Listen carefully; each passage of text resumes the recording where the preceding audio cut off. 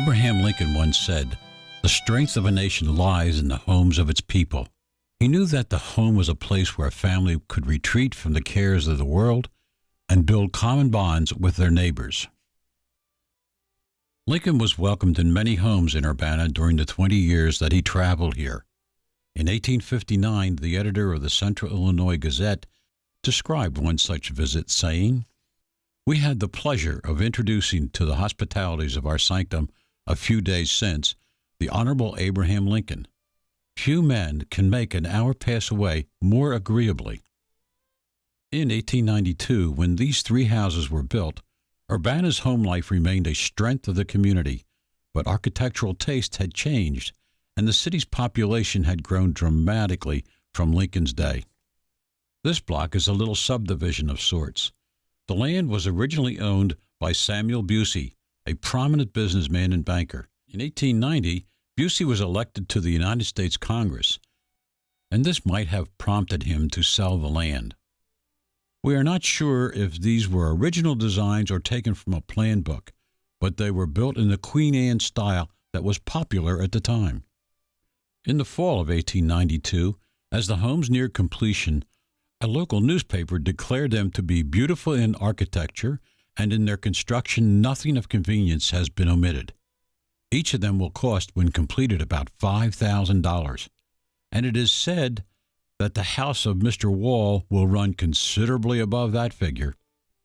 The Champaign County Herald proudly declared, "On West Main Street are three homes that would do honor to Chicago or any other city." Brothers-in-law Frank Marriott and Emmett Yersley built the first two homes.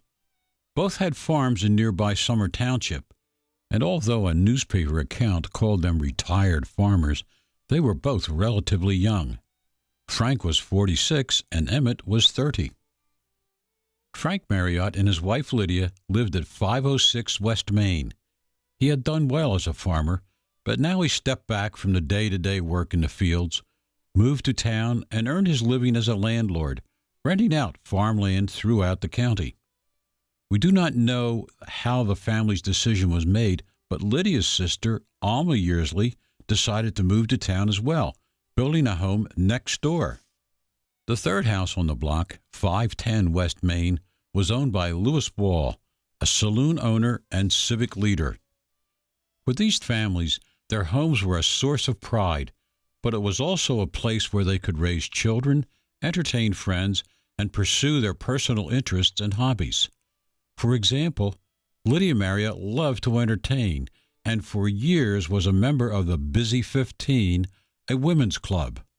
Alma Yersley was known throughout town for her dressmaking. Louis Wahl, however, was remembered for his unusual pet, a 6-foot-long alligator which he kept in his backyard pool. One can imagine the consternation of the neighbors on the day in 1898 when it wandered off.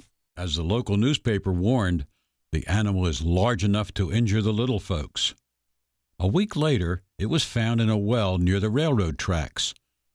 Finding him was only a small part of the program, the newspaper account read.